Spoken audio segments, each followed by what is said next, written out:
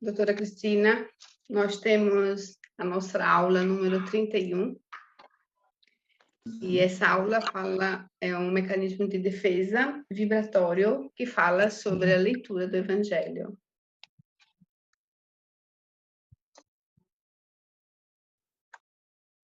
Deixa eu fazer uma breve introdução antes de entrar no assunto sobre defesa vibratória. O corpo físico, ele não dá a vocês a proteção necessária para as investidas do mundo espiritual. É preciso, acima de tudo, a vigilância, a reforma moral, para que o mundo tenha paz. A violência, a indiferença não vai trazer paz ao mundo. O distanciamento completo de Deus não vai trazer harmonia na humanidade. Só vai trazer guerras e problemas. Aqueles que têm conhecimento devem ser mais cobrados, sim, pela justiça divina.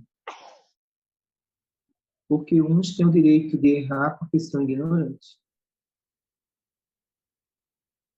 Outros não têm o direito de errar porque são pessoas conscientes dos seus deveres. A vida é apenas uma passagem, né? E, de repente, eu vejo tantos trabalhadores que estavam comigo aqui, trabalhando, e hoje está no mundo espiritual. E alguns dizem assim, eu nem esperava que um dia eu estivesse aqui. E, de repente, a morte me surpreendeu e eu estou aqui no mundo que eu estudava, vendo que tudo é verdade. Então, é preciso que a gente entenda que os ensinamentos da doutrina espírita já é uma defesa para não errar. Os espíritos que estão propensos ao erro, porque passaram de todos os limites em vidas passadas. Alguns até ignoram, dizem que a reencarnação não existe, para justificar que não vão responder por nada quando partir. Vão responder sim. A reencarnação existe, cientificamente já foi comprovada pela psicologia, nas suas pesquisas. É preciso que as pessoas entendam que a justiça divina não quer o mal de ninguém. Às vezes, o ser humano procura se destruir a si próprio, resistir ao mal que vos queiram fazer. Olha o que Jesus disse. Resistir ao mal que vos queiram fazer. E muitas vezes esse mal não se trata de uma maldade que venha destruir a sua vida, mas ela pode destruir a sua dignidade, pode destruir a sua moralidade. Porque os que sofrem moralmente é a pior dor que existe, que é a dor da alma. A dor física, por sua vez, você toma um comprimido e ela passa. A dor moral, essa não passa. Não existe em farmácia nenhum comprimido que passe a dor moral. Essa rasga a alma, invade o coração, bate no sofrimento profundo. Daí passamos a pensar, o que fizemos na nossa vida? A melhor coisa do mundo é a paz. Porque os tormentos da vida não faz vocês dormir bem, se alimentar bem e conviver bem. A paz é o único caminho que nós podemos ter para a reconciliação de todos os seres humanos. Os mecanismos de defesa vibratória, vocês mesmos, procuram que vocês são sementes de luz e precisam que essas sementes venham brotar grandes frutos no futuro, para que vocês transmitam toda essa paz que existe entre vocês ainda, mas que vocês não sabem por quê. Muita paz para todos. Vamos iniciar o nosso... Amém. Muito obrigada, doutora Cristina. Benedinho, passamos a palavra. Podem começar, meninas, por favor.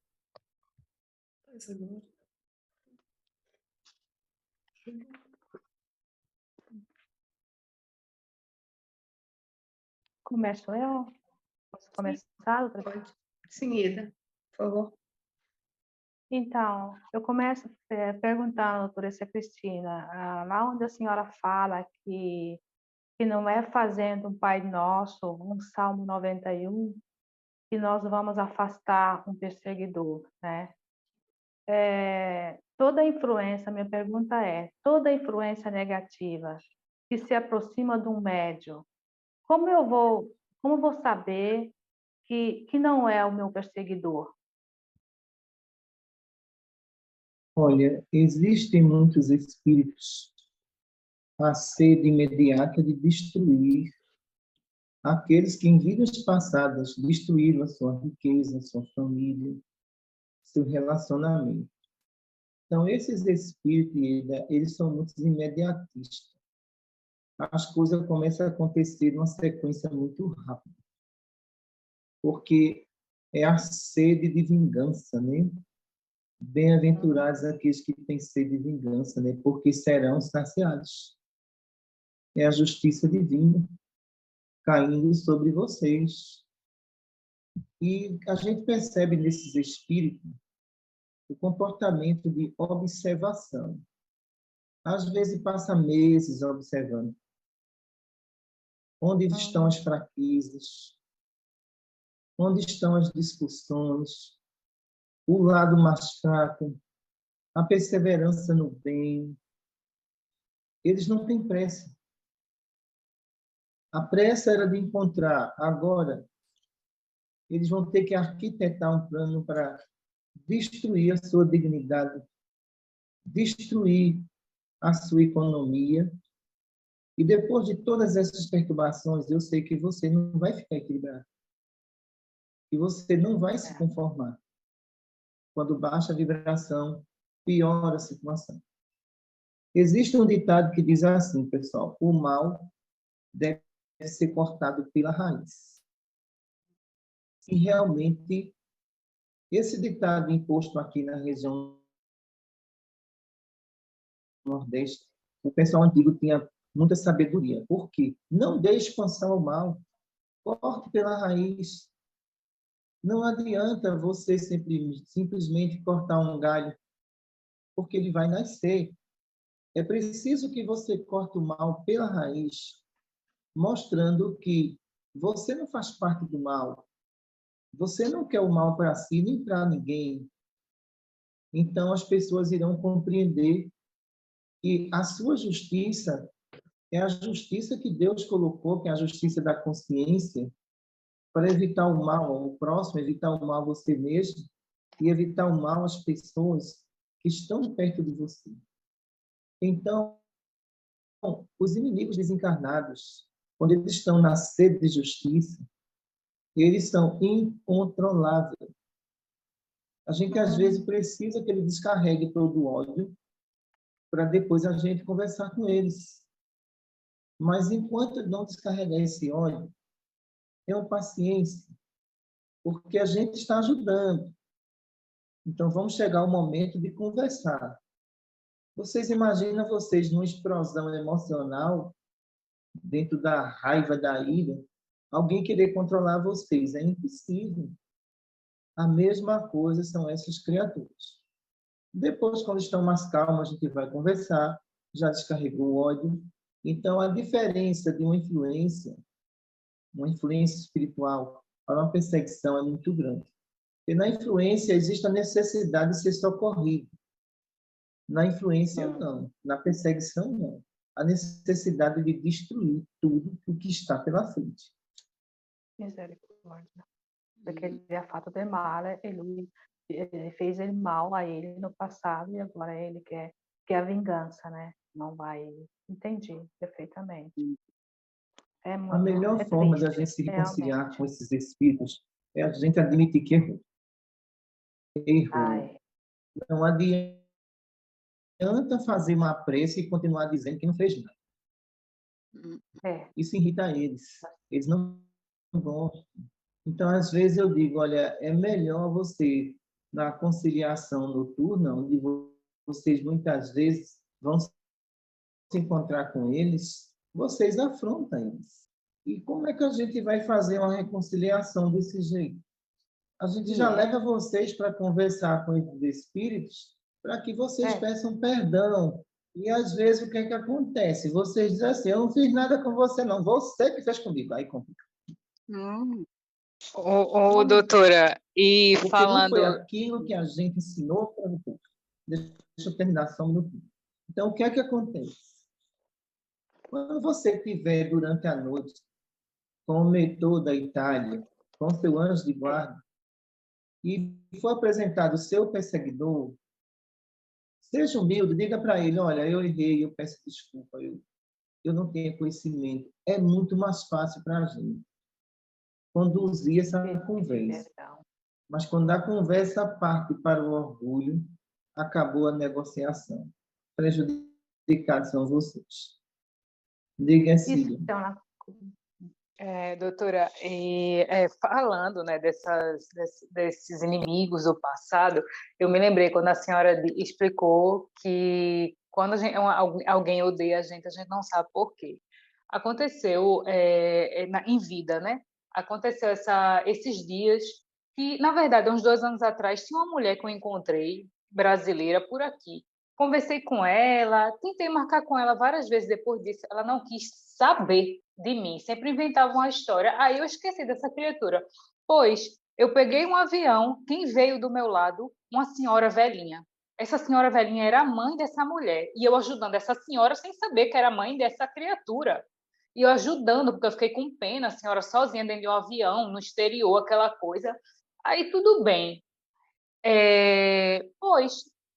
Todos os conselhos que eu dei para essa menina aconteceram. A mãe dela me disse que realmente ela foi demitida, um monte de coisa, né? E aí eu descobri que ela estava grávida e tudo mais. E essa mãe dela vinha acolher essa filha.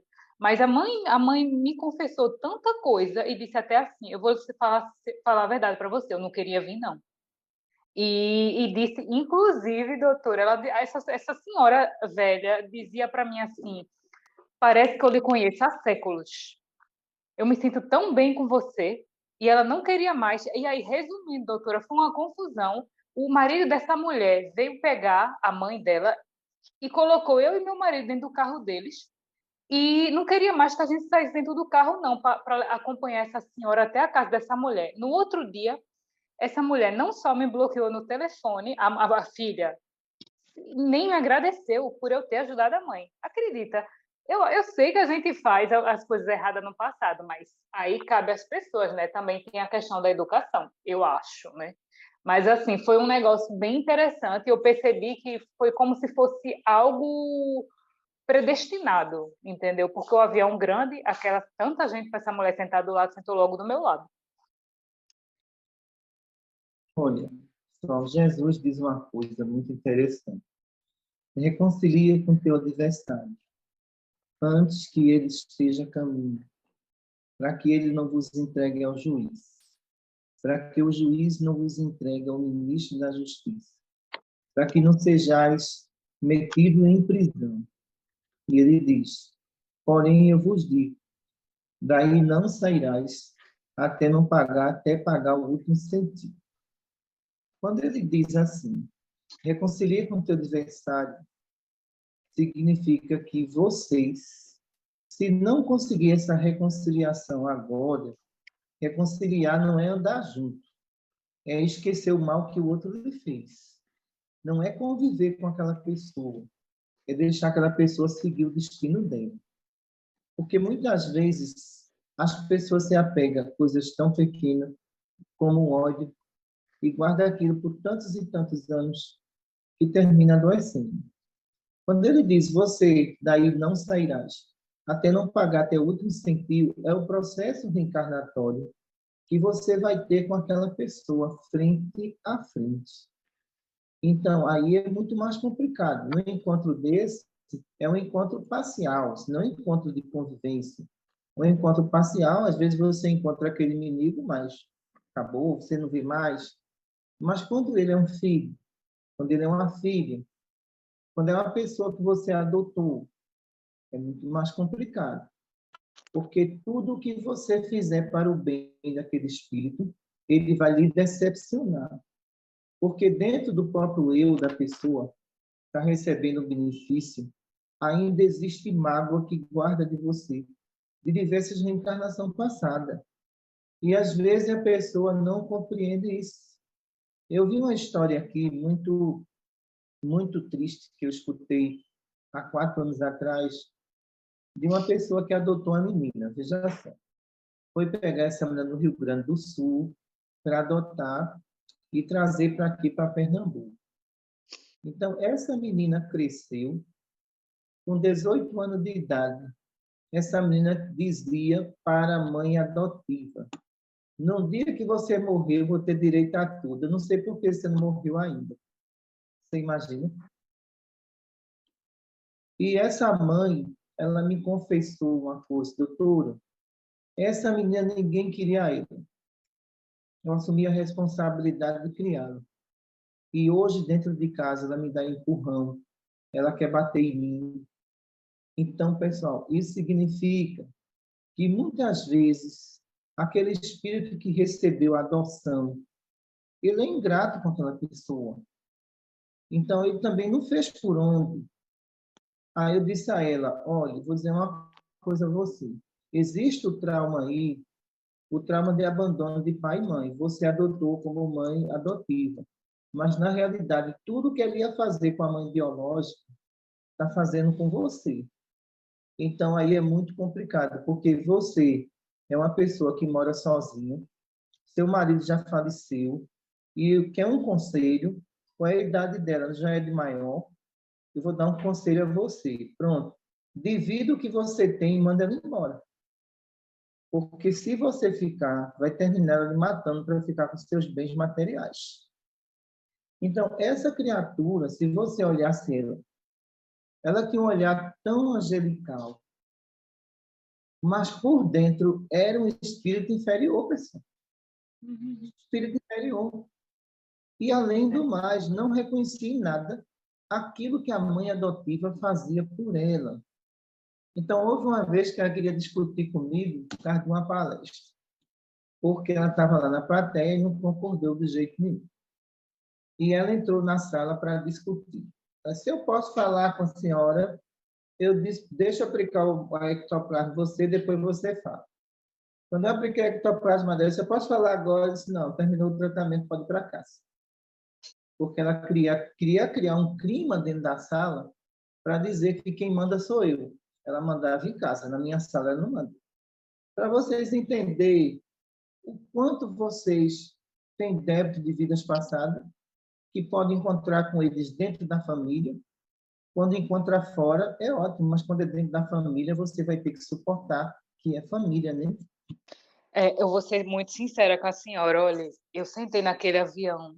Eu disse: coitadinha dessa senhora, tal, vou ajudar. Quando ela me disse quem era, ela era a mãe. Chega, me bateu aquela raiva.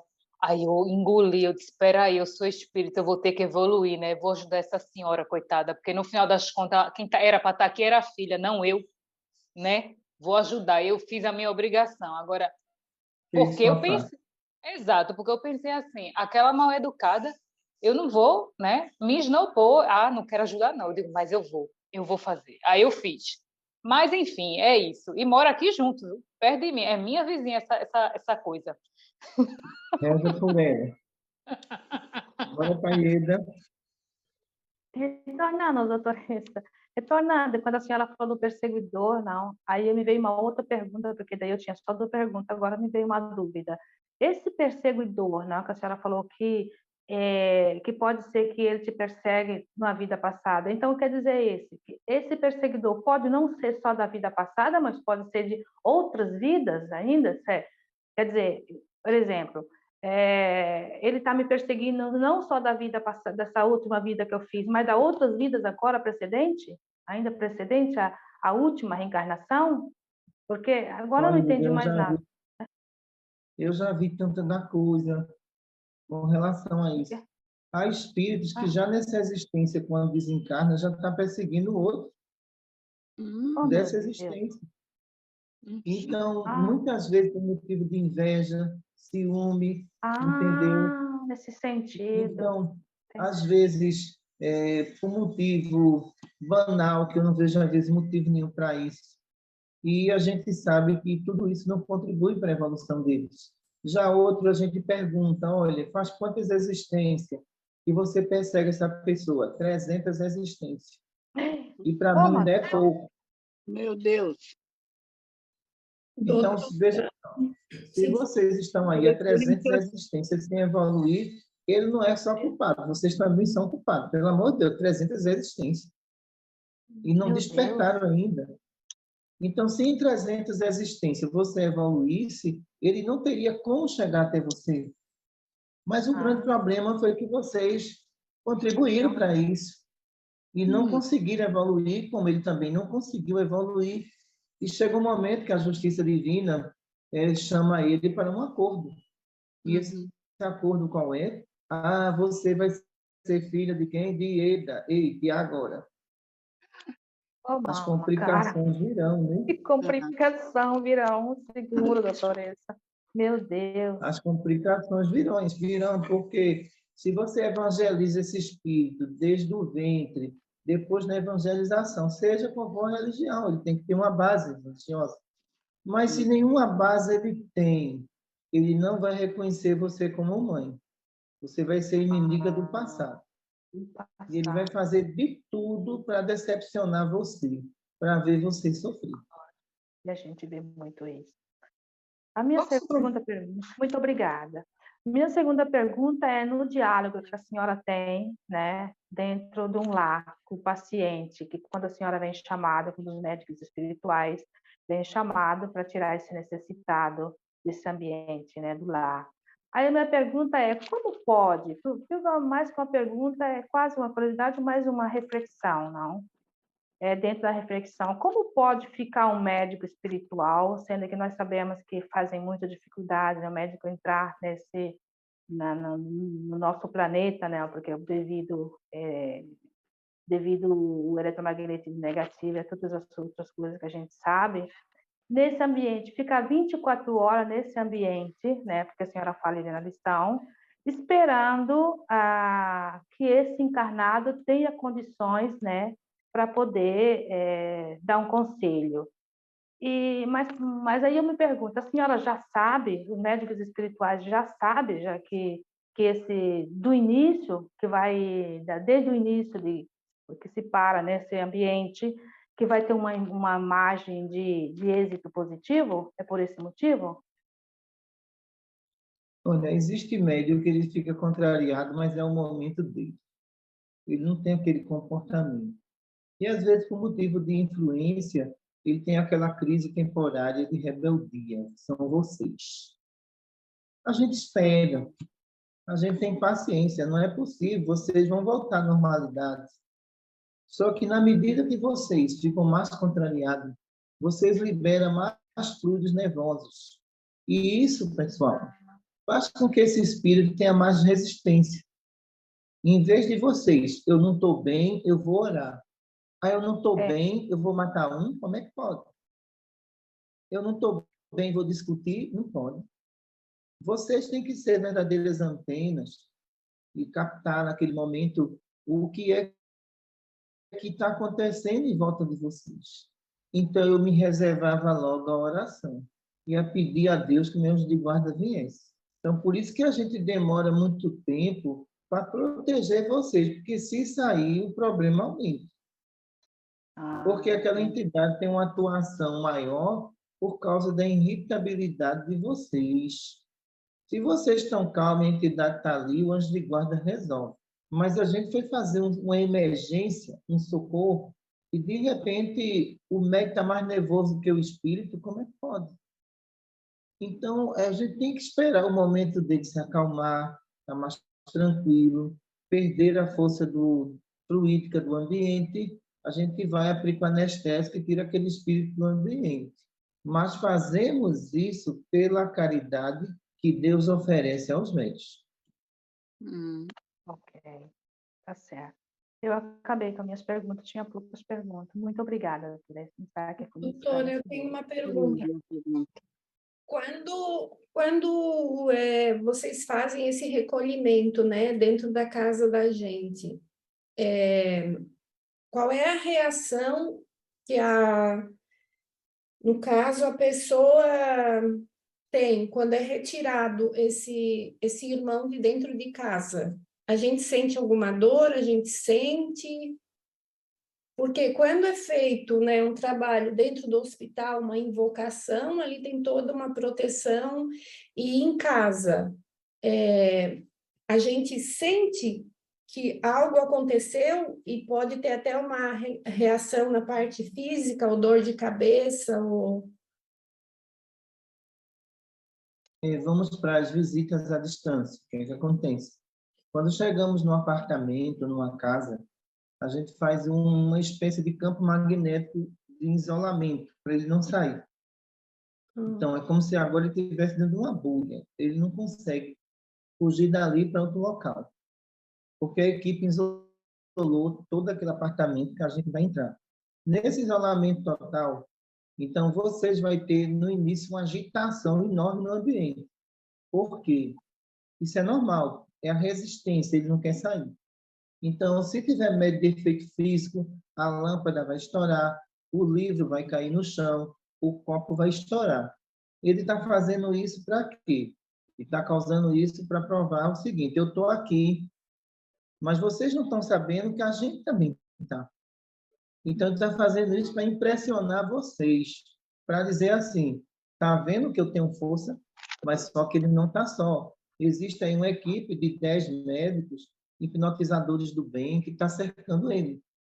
Então, se essas coisas começam a acontecer, faça um Pai Nosso, faça uma Ave Maria, um Salmo 91, isso nos ajuda muito. Agora, se vocês ficarem com medo, vocês vão liberar fluidos nervosos. Aí ele se fortalece e fica mais complicado. Vocês vão ter aí sintomas como enjoo, mal-estar, calafrio, alguns têm tontura, porque eles vão procurar o campo magnético de vocês para se proteger. E a gente está ali bem calmo, esperando a hora certa de tirá-lo dali de dentro. Depois que ele é retirado, os fluidos que estavam com ele também é absorvido por ele. Então, vai começar a ter um pouco de paz. As pessoas que estavam errando vai ficar mais consciente de não cometer os erros e o sono vai ser mais tranquilo, entendeu? Porque não existe mais a presença fluídica desse irmão necessitado. Entendi.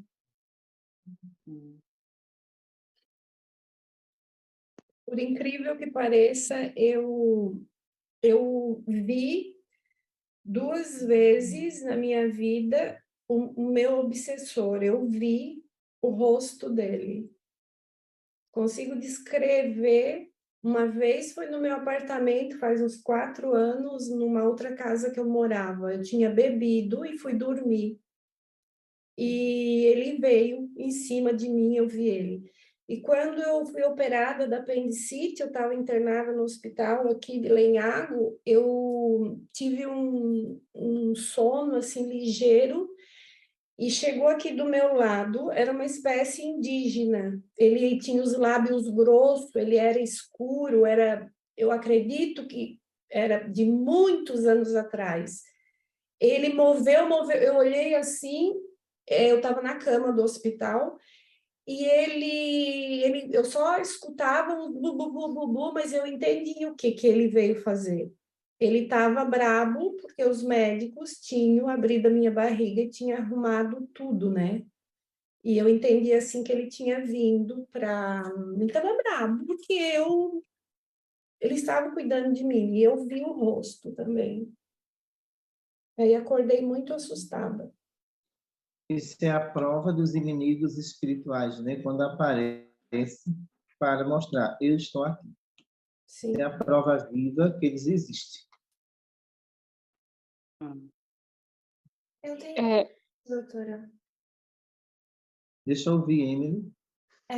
Quando tem um espírito, uma pessoa que conhece a doutrina espírita, conhece o que tem que fazer, o que não tem que fazer de errado, e só que essa pessoa, ela insiste em fazer sempre a coisa errada, mas sempre consciente daquilo que pode e não pode. No caso, o débito dessa pessoa é um débito maior? Como é que fica a situação desse espírito? Olha, vê só, Emily. A quem muito foi dado, muito será cobrado. Assim diz o Evangelho. O débito é bem maior. Uma coisa são vocês vivos. Outra coisa é quando vocês entram no mundo espiritual, que estão submetidos agora à lei e à disciplina divina.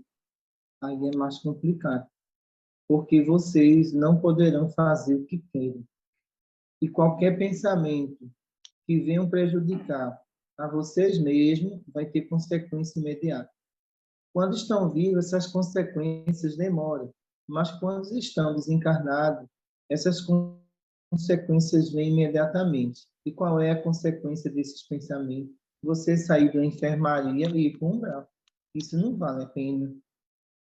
Porque alguns que eu vejo que saiu da enfermaria e foi para um umbral, só foi para um umbral uma vez, depois não queria sair da enfermaria mais não. E a gente disse, eu não lhe avisei, eu lhe avisei.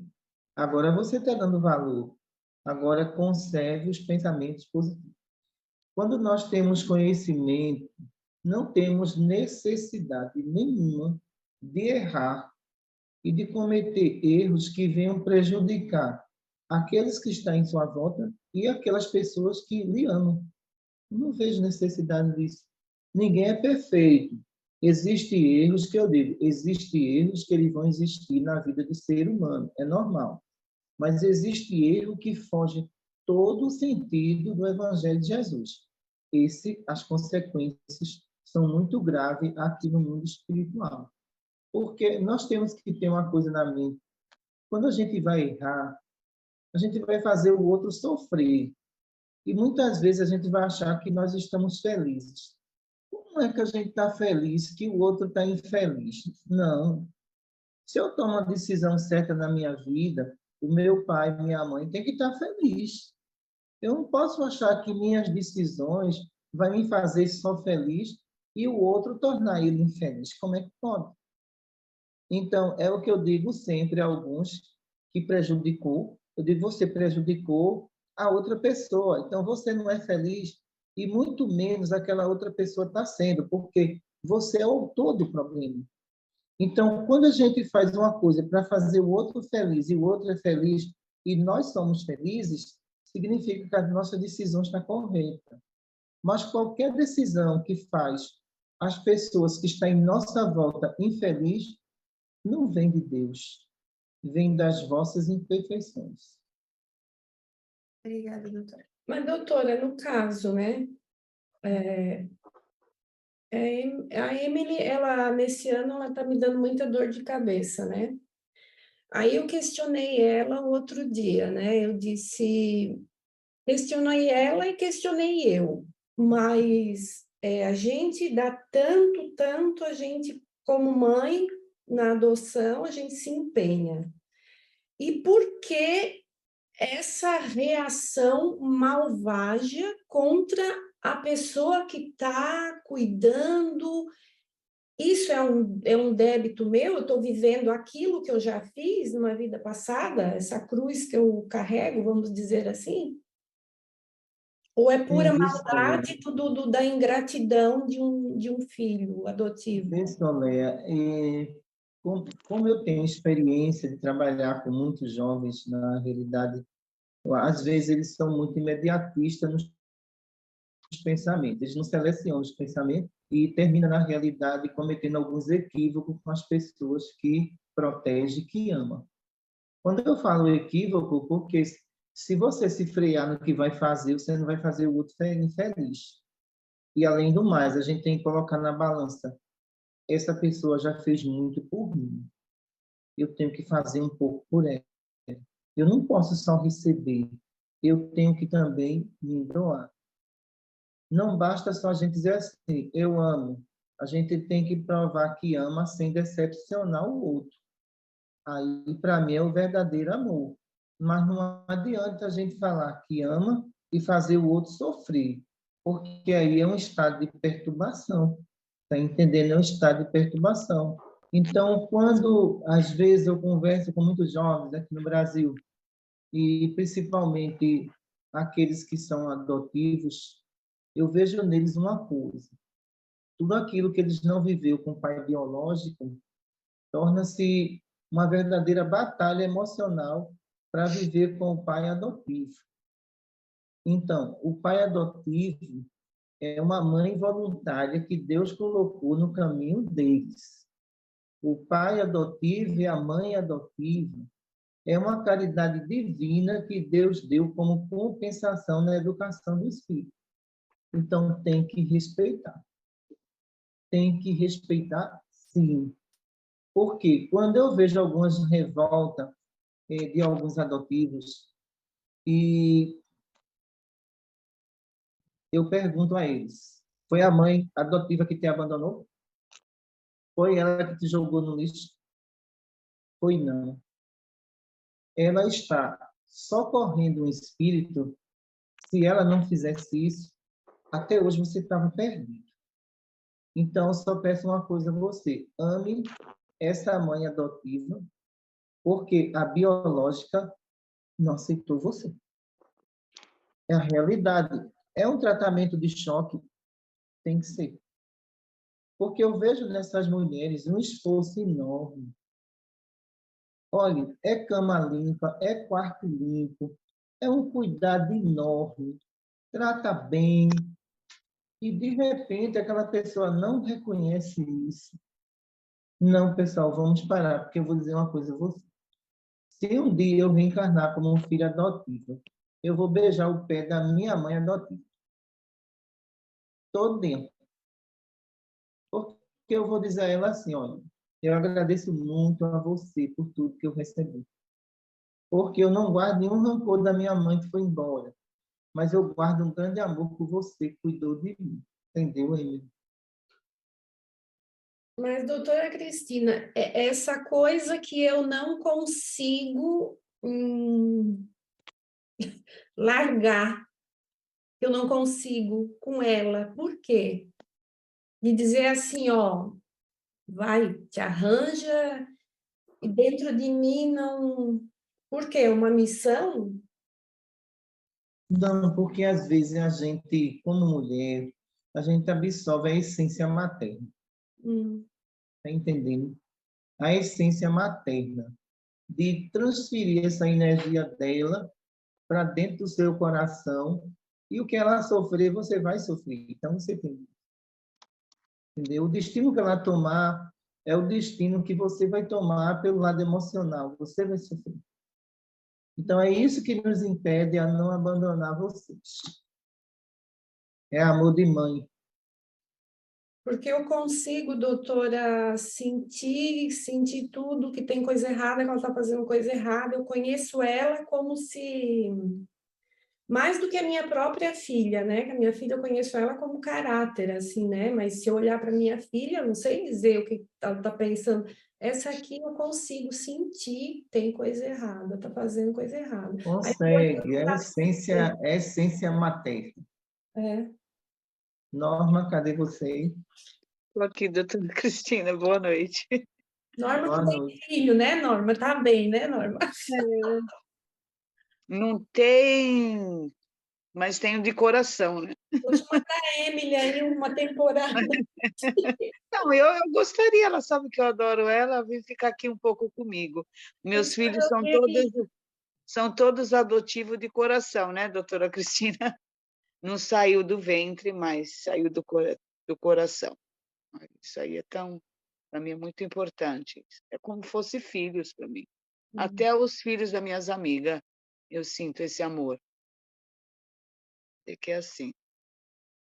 Doutora Cristina, eu queria, como a Ieda fez aquela pergunta, mas também mesmo assim da lei causa e efeitos, Eu queria saber, eu, às vezes, quando passavam meus perrengues, vamos falar assim, ficava assim, sabia que alguma coisa eu tinha não feito bem ou que me acontecia, eu sempre pedi perdão, falava: "Vô, eu peço perdão para Deus, porque eu fiz alguma coisa passada para essa pessoa ou por alguém", mas antes mesmo de entrar no espiritismo, eu sempre tive isso comigo. E minha vida não foi tão fácil. Mesmo, falando, fazendo isso, esse meu irmão consegue me perdoar um pouquinho ou não? É aquilo que a senhora falou com a Ieda mesmo? O perdão vem através da transformação. Uhum, Sem transformação não existe perdão. Os espíritos, muitas vezes, que perseguem, eles são muito observadores. Observam os pensamentos, comportamentos. Eles não têm hora nem dias, né? O uhum, tempo todo é deles. Se eles observam que aquela pessoa que lhe prejudicou, ela está em outro caminho, às vezes ele pensa, ele medita e vê que não vale a pena. Porque você se regenerou. Mas se você tem os mesmos vícios e costumes que ele tem, aí ele não te perdoa, não. Porque ele vai dizer, ele tem as minhas inferioridades, tem os meus comportamentos, então não mudou em nada. O que é que eles buscam de vocês, pessoal? A melhora interior. Porque muitas vezes vocês querem programar a vida de vocês. Vocês conseguem programar a vida de vocês, onde vocês destruíram várias vidas que foram programadas. É impossível.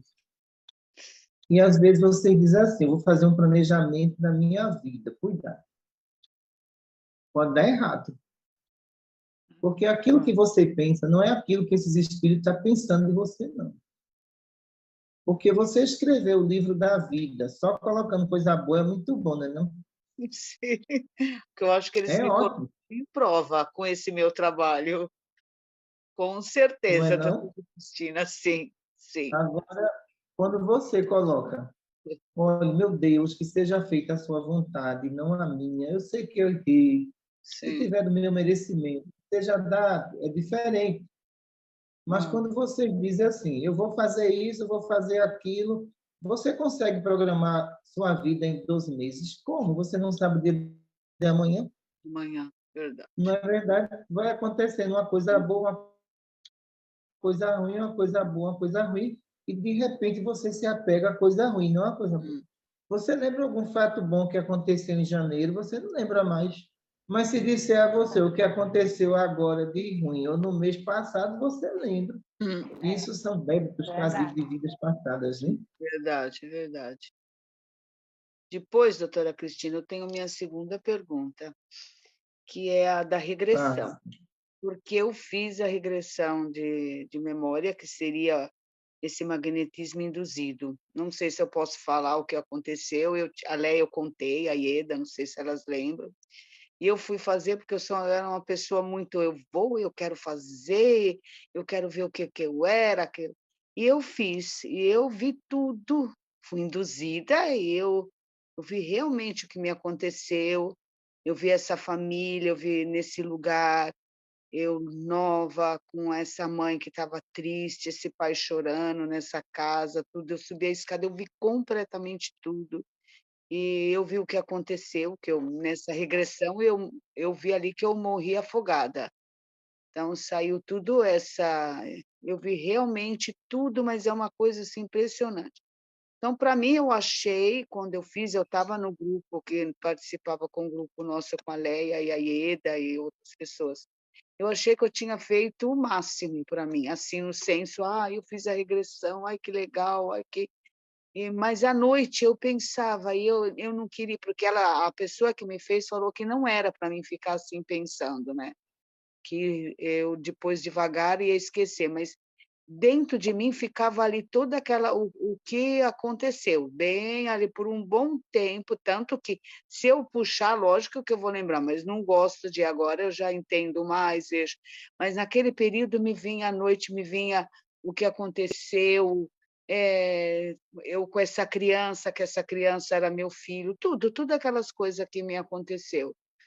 E para mim, naquele período, eu achei que era uma coisa muito boa, e hoje eu vejo que de bom não tinha nada, para falar a verdade. Então eu queria que a senhora me falasse alguma coisa.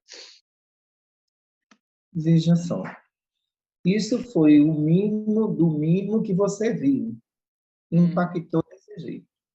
Imagine se viesse cenas pesadas. Você ia terminar enlouquecendo. Então, por isso que a regressão de memória, em alguns casos, é recomendável. Em outros casos, quando vai abrir uma existente que vai impactar, é melhor nem mexer. Porque aquilo não vai lhe fazer bem. E, às vezes, você vai abrir uma janela do passado onde você prejudicou aquele espírito e ele ainda está em região inferior. Quando você regredir sua memória, imediatamente ele vai sentir que você está pensando nele. E ele vai lhe encontrar aonde você estiver. Então, esse tempo que você ficou aí pensando nele, numa coisa tão suave, tão leve, você viu que afetou seu emocional. Sim. Imagina se fosse um crime, um roubo, uma injustiça.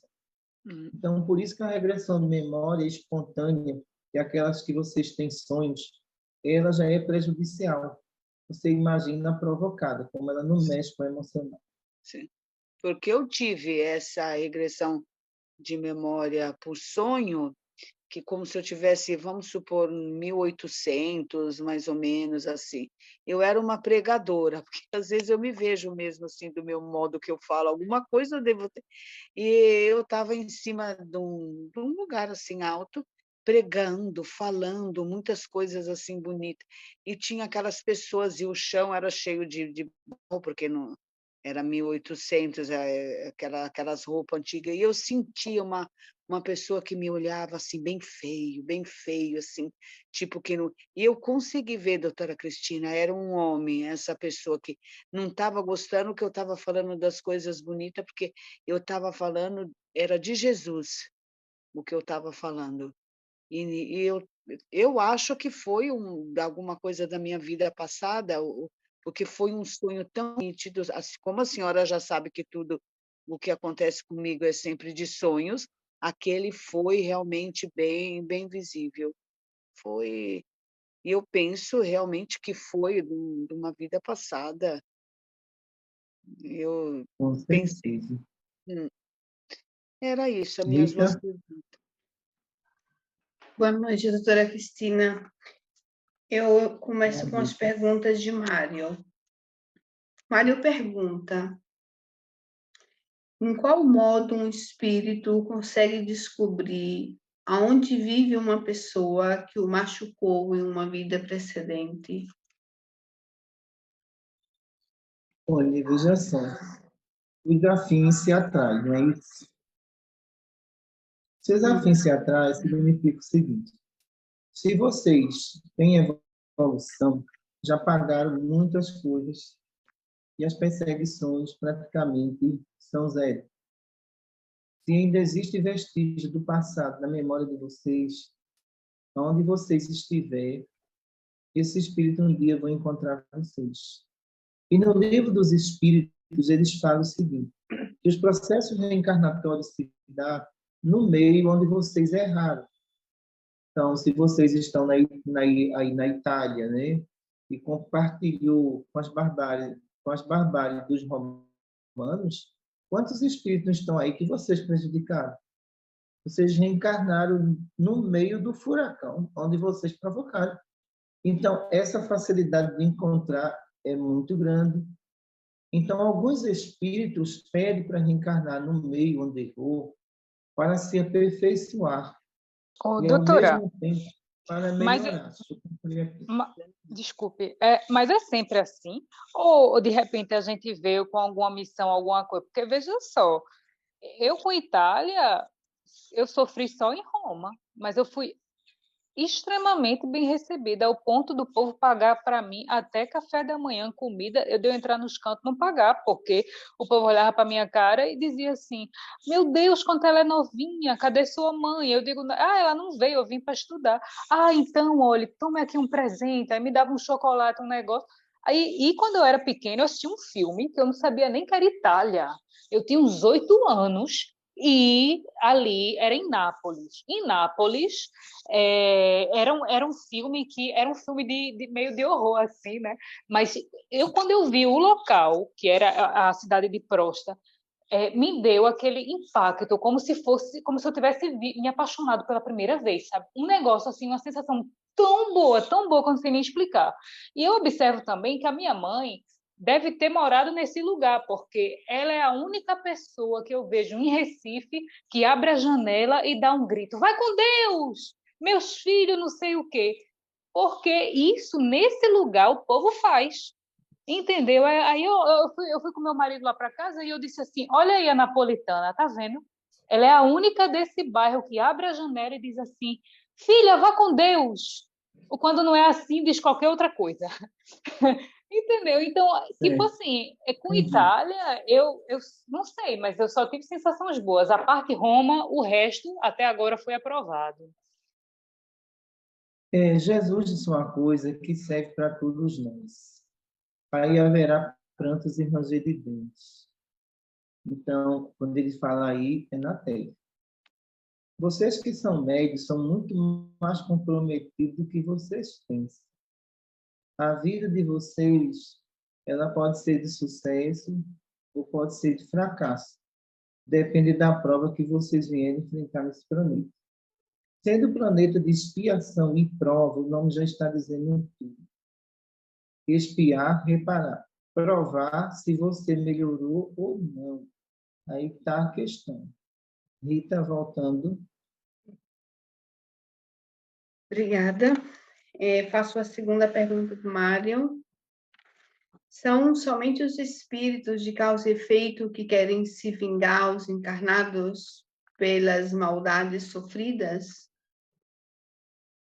Olha, veja só. Os espíritos de causa e efeito, eu não vejo assim gravidade neles, não. Eles estão entre o ódio e o amor. Tem hora que eles odeiam, tem hora que eles se arrependem. Eu acho que os processos hipnóticos inferiores, eles são muito mais graves, porque são espíritos que são opositores ao cristianismo. São espíritos que afrontaram Jesus. E quem somos nós que estamos aqui? Nós não somos Jesus. Mas esses espíritos ainda habitam esse planeta. Então, a expiação e prova, seu Mário, na verdade, a lei de causa e efeito, são espíritos que eles são obedientes, está entendendo? Mas a hipnose não. Vocês vão encontrar isso na escala espírita do Livro dos Espíritos, quando o Sr. Allan Kardec fala sobre isso e diz que tem espírito que faz o mal pelo simples prazer de ver as pessoas infelizes. Esses não é lei de causa e efeito. Esses são opositores do cristianismo, que tanto pode atacar espírita, padre, pastores, muçulmano, budista. Eles não escolhem seu alvo, não, viu? Certo, obrigada. A terceira pergunta do Mário. Sempre sobre os TAI. Você vê que Mário fez um estudo sobre causa e efeito. Os espíritos de TAI que decidem de deixar em paz o seu perseguidor e eles são levados para as enfermarias, mas eles também podem continuar procurando outras pessoas, no senso, ou a partir do momento que eles são levados para uma enfermaria, ele perdoa a todos os que fizeram mal, tipo, em uma família, todo mundo tem problema com aquele espírito. E a pessoa procura terapia. É mais ou menos aí o TAI, tratamento de apoio espiritual, né? A gente colocou esse nome TAI para tirar aquele nome de desobsessão. Então, tratamento de apoio espiritual, que é o TAI. Então, veja só. É interessante que tem TAI, como eu digo, ele está entre o amor e o ódio. ele está com o paciente ali, e às vezes eu pergunto a ele, você quer ficar internado? Ele faz, eu vou experimentar. Ele não é mal, eu vou experimentar. Então, a gente leva para ele, leva ele com enfermaria, muito limpa, médico, tudo, todos os cuidados, e ali ele fica. Só que o paciente vem para aqui no domingo. Quando o paciente entra no hospital, começa a passar mal. Olha só. Aí ele disse, ele acabou de chegar, não foi? Eu já estou sentindo daqui. Ele não presta. E a gente diz, olha, deixa ele para lá. Você não está aqui. Não, mas eu sinto quando ele está por perto. Então, veja que ele não perdoou, mas também ele não saiu da enfermaria. Ele continua na enfermaria. Já tem outros que o paciente vem se livrar dele. Passa uma semana em tratamento, melhora e vai embora. Mas só que ele está internado. E ele vai atrás. E depois de um mês, esse paciente volta pior. Aí pergunta a mim, olha, eu pensava que estava bom, se eu não lhe dei alta e a enfermaria sua estava ocupada, você foi embora, ele veio atrás de você. Então, eu acho melhor você ficar em tratamento. Então, o Tai não é um espírito assim vingativo. Ele é um espírito que ele foi prejudicado, mas ele tem sentimento. E a última pergunta do Mário, doutora Cristina, é sobre um HE, onde ele pergunta o que leva esse espírito a obsediar uma pessoa? É somente raiva para com as pessoas boas? Você imagina que nas nossas pesquisas no mundo espiritual, um HE já foi um homem de bem que se revoltou contra a justiça divina e agora trabalha contra isso. Não existe pessoas que fazem o bem, daqui a pouco diz assim, eu não vou fazer o bem mais a ninguém, já fui prejudicado demais, agora olho por olho e dente por dente. E, de repente, esses espíritos, ele perde o controle das suas atitudes. Então, aquilo que era bondade se torna maldade. Então, os HE consideramos uma das equipes mais perigosas que existe no mundo espiritual. Eu tenho duas perguntas, mas falo uma que eu estou muito curiosa, doutora Cristina, vendo o nosso horário. Sobre o plexo laríngeo e o médium palestrante, nós já conversamos sobre o estudo do plexo e nessa aula fala um pouco sobre essa assistência, que para mim é uma novidade, que quando esse médium ele está falando e que tem a assistência desse espírito, ou o seu médico, ou um espírito que está dando assistência, ele, pelo nariz, ele respira esse ectoplasma, e pela boca ele coloca para fora esse ectoplasma, causando um bem-estar a todas as pessoas. Eu achei muito interessante, porque essa peculiar coisa eu não tinha estudado no plexo. Queria que a senhora falasse um pouquinho sobre isso. A garganta ectoplasmática, todos os médios, né, isso não é propriedade só do sonâmbulo, né? Então, quando eu materializo a garganta ectoplasmática no médio, a minha voz se torna um pouco feminina, mas minha voz é muito mais feminina ainda, porque eu não me aproximo totalmente, certo? Então, nos outros médios, pode acontecer a mesma coisa. Agora, esses médios teriam que se doar mais mediunicamente para que isso aconteça. Numa palestra, por exemplo, ali está o espírito que vai inspirar o médium na palestra. Então, ele tem que formar a garganta ectoplasmática, que é no plexo, e na medida que essa garganta ela é formada, então a gente vai jogando luzes pela voz e vai jogando ectoplasma naquele ambiente. Então, se existe ali espíritos rebeldes, eles começam a ficar calmos. Se existe algum paciente inquieto, ele começa a adormecer. É a força do ectoplasma sobre eles. E aí, doutora Cristina, nos hospitais, aí no Hospital Maria Cláudia, no Brasil, a gente observa que o médium faz essa palestra e ele fala assim, rápido, continuamente. Essa palestra acontece, esse médium, eu me pergunto, ele tem uma fase onde ele faz um estudo, uma pesquisa do argumento, ele escolhe o argumento, e aí, no momento que ele começa a apresentar, ele é assistido, ou tudo acontece com uma magia, simplesmente decide subir lá e o espírito começa a falar? a parte onde os outros trabalhadores falam? Eu acredito que isso é muito natural nos médios que têm 20 anos de mediunidade, 30 anos de mediunidade, isso é normal. Porque eu acho que a parte mais difícil da palestra é responder as perguntas, não é fazer a palestra. Porque, na verdade, o médium não tem acesso às perguntas. As perguntas são feitas online, naquele momento. E quem tem que dar resposta somos nós. A palestra, a gente projeta a palestra na memória dele. Então, o assunto não é dele, o assunto é nosso. Quando termina, eu apago. Se tu não estudou, para que tu quer isso? Vem para cá. Pensa ao mundo. Misericórdia, doutora. Entendeu? Não, doutora. Entendeu? Mas é assim mesmo. E é dele, por acaso? Não. Não. O que não é dele tem que ser Que levado. sincera. Por isso que a senhora é querida.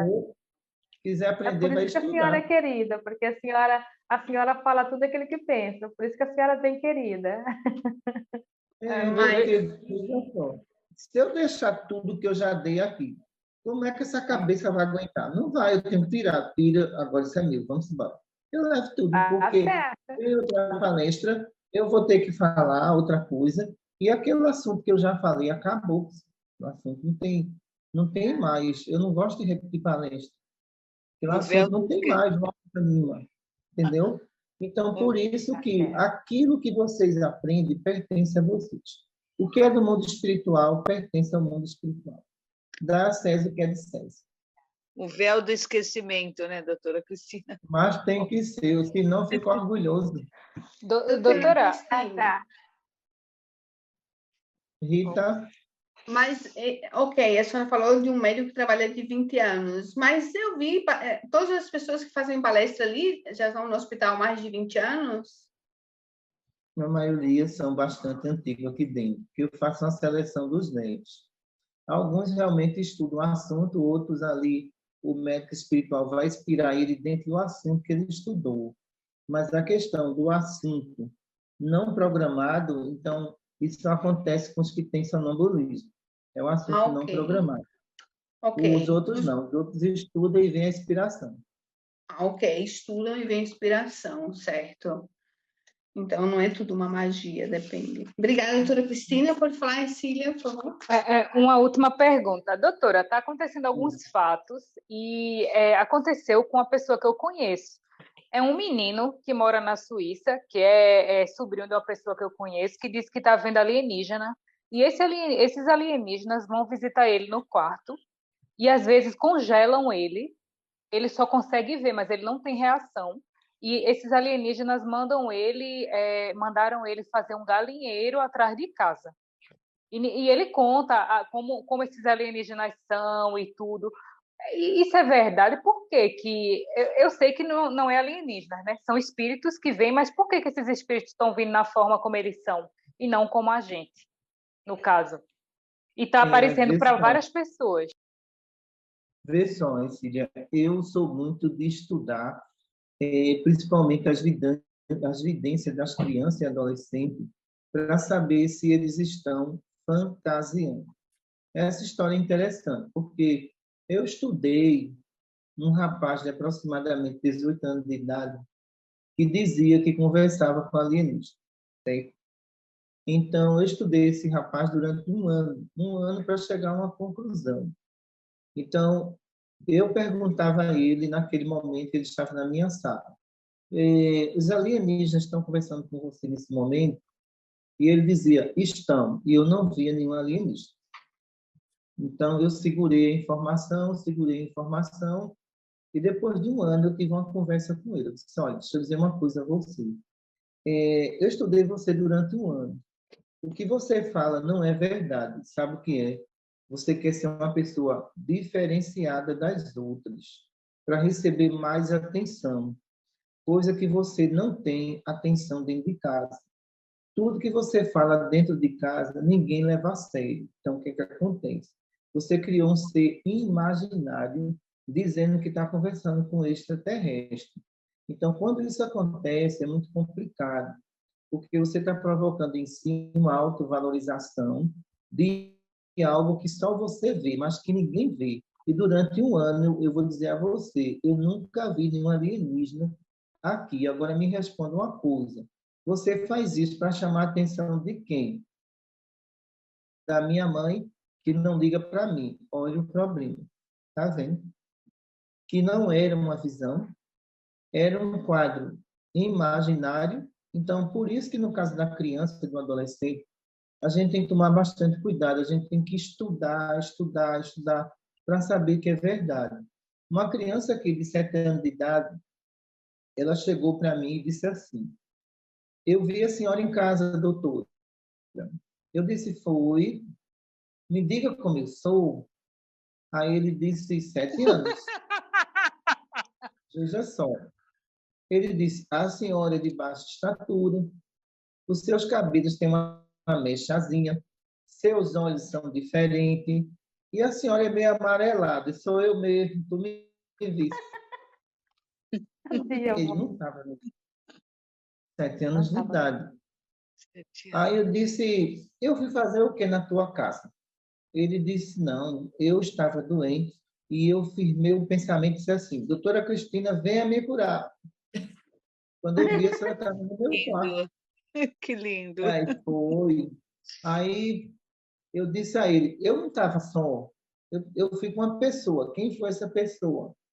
Então, ele respondeu tudo numa clareza enorme. Ele disse, ó, deixa eu dizer uma coisa. Tinha um que parecia com Jesus. Não era Jesus, era a cara dele. Era mensageiro de Maria, criatura. E tudo ele viu. Aí ele disse assim, doutora, outra coisa. Ele é devagar, mas a senhora é ligeira, né? Fui eu mesmo, criatura. Então, ali realmente é verdade. Existiu uma mediunidade, sim, que ele deu prova disso. Eu estudei ele aqui durante 6 meses e o que ele dizia era impressionante mesmo. Para a idade dele, ele não estava fantasiando. Muita paz para todos. Amém. Amém. Que assim seja. Maria Santíssima Mãe de todos nós. Pedimos, Maria, que o mentor espiritual da Itália visite os lares da nossa irmã e seus familiares. Que ele socorra e recolha os nossos irmãos necessitados. Em teu nome, Maria, damos por encerrado nosso estudo. Muita paz para todos.